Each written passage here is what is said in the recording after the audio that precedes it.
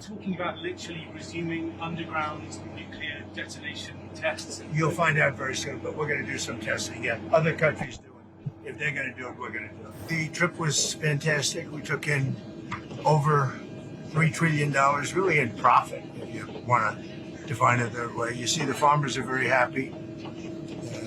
I think it's 25 million tons, but it's numbers that they've never seen before in terms of the soybeans, in terms of other things. We have numbers coming to our farmers that the farmers have never seen before from China. Our farmers are very happy. I suggest that they go out and buy larger tractors and more land. Okay?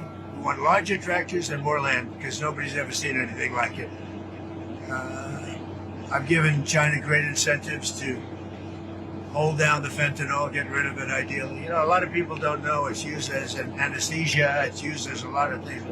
A lot of good things happen, but unfortunately when it's developed a certain way, a lot of bad things happen. Because a lot of people would say, well, why is it made? I mean, it's made for a lot of good purposes, but it also has some very bad purposes when you design it a certain way and people can take it and design it.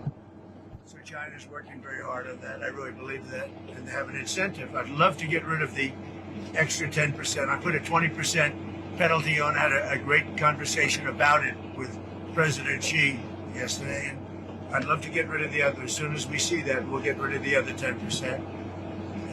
Other than that, we haven't cut the tariffs at all with China. But we're going to have a great relationship with them, I think, for a long period of time. If we have a smart president, we'll have a great relationship.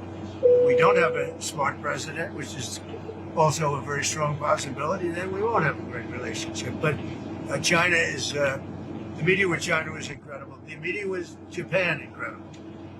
And the meeting with South Korea, likewise, incredible, all of them. And trillions of dollars are coming back to our country because of those meetings.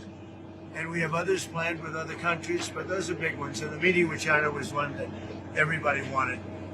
The meeting with the new Prime Minister, who's fantastic, of Japan, could not have gone better. We've worked out our deal. And South Korea, you saw the way we were treated. Our country's respected again. When they treat me with that kind of respect, they're treating our country with that kind of respect, which is much more important.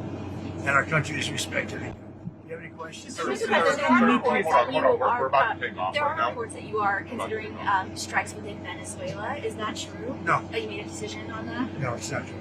Mr. President, on the nuclear strikes, the nuclear tests that you were talking about, are you talking about literally resuming underground nuclear detonation tests? You'll find out very soon, but we're going to do some testing. Yeah, other countries do it. If they're going to do it, we're going to do it.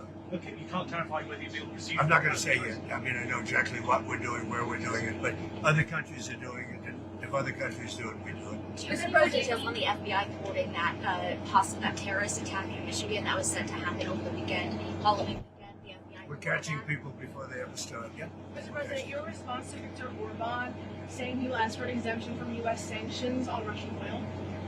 He has asked for an exemption. We haven't granted one, but he has asked. Victor, he's a friend of mine. He's asked for an exemption. What else? Mr. President, on Venezuela. Yeah, please. What did you talk about with Prime Minister Carney? Are you, like Canada, going to resume negotiations? No, but I have a very good relationship. I like him a lot.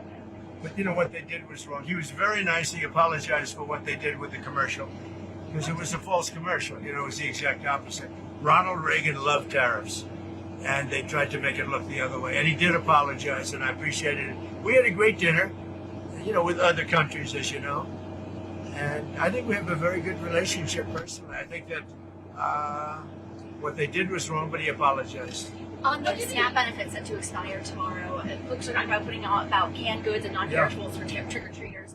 Is there a possibility, like you did with the military moving around funds, is there a possibility to do that? Well, there always is, but all the Democrats have to do is say, let's go. I mean, you know, they don't have to do anything. They don't have to agree. All they have to do is say, the government is open. And we only need 5 Democrats, but they're, you know, they've become a radical left party.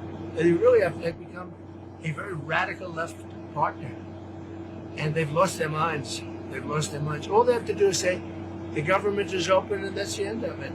And, you know, largely, when you talk about SNAP, you're talking about largely Democrats. But I'm president. I want to help everybody. I want to help Democrats and Republicans. But when you're talking about SNAP, if you look, it's largely Democrats. They're hurting their own people. Thank you very much.